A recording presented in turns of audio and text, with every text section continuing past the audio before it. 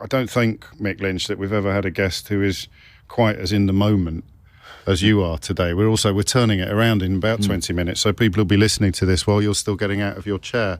You become a household name in about the space of a fortnight.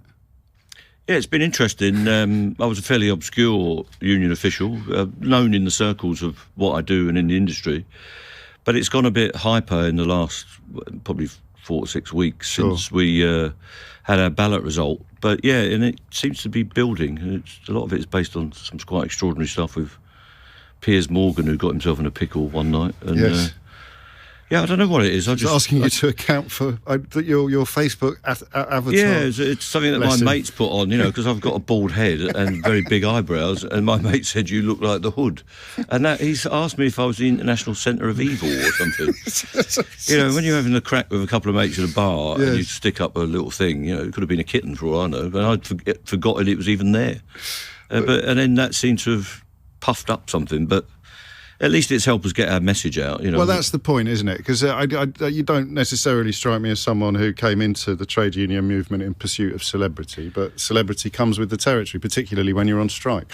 Yeah, it does. I mean, I've been doing this a long time. I left school in 78, and I've always been a trade unionist, and a lot of it was in the trenches, in the workplace, on building sites and factories and on railway yards.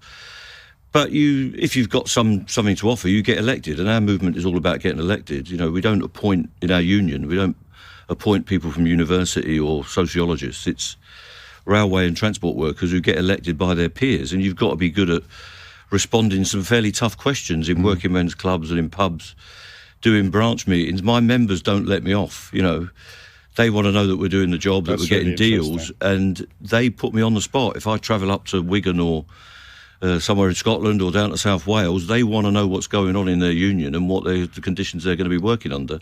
And the questions are much tougher than somebody from Sky or BBC can put to me, I can tell you that. And they don't hold back. That's really interesting, because there's quite a patronising approach, and I first encountered it myself with Bob Crow, one of your predecessors, your most illustrious predecessor at the RMT, and I think I was guilty of it myself, where you think, well, I'm a public school debating champion. I'll knock this trade unionist around the studio. And 10 minutes later, you're sort of up against the wall with a sponge on your forehead. I mean, we have robust structures. I have to debate with my National Executive Committee every day in a formal debate. Yes. With rules of debate and all the rest of it. And when I go to a branch meeting, which might be half a dozen people, or it might be 50 or 100 people on certain occasions, and you've got to give a performance, but it can't be a performance. No. You can't put an act on. You've got to be you.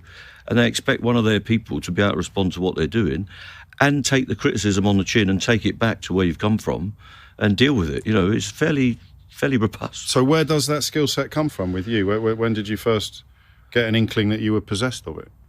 Well, not very early. I've always been interested, but it can be quite daunting to get your confidence in that. If you are a young trade unionist and go into a room with a lot of older men, as it used to be, people in their 40s and 50s, horny-handed sons of toil, and you've got to stand up and speak in front of them. You've got to know what you're doing, and you've got to learn it. You've got to learn that I am confident about what I'm saying, and if what I'm saying makes some sense, the delivery improves over time, I think. It's a good school, really. It's a good school of a certain amount of hard knocks, but people do encourage it. It's not all brutal. People go, well done, try it again, do and you enjoy yourself when you're putting your case forward. There is a relish for the fight and the cause. Yeah, I enjoy being articulate and being able to articulate what we do and making some sense out of something that some people find really controversial and confrontational. Yeah. Having a national railway strike is not an easy thing for our members to take on. And I've got ordinary men and women out there on very modest salaries, which I keep saying, who are having to stand on the street being on strike where passengers pass them who are not getting their trains. And so I've got to deliver a message for them at national level and wherever I can do it. And they're delivering it in their workplace and back in their own communities, in their own clubs and amongst their own family. And they do that. We've got a system of reps that represent our members, and it builds up to regional officers and up to people like me. So it is an accretion of skills, I think. And, we get used to it, but it can be a tough gig.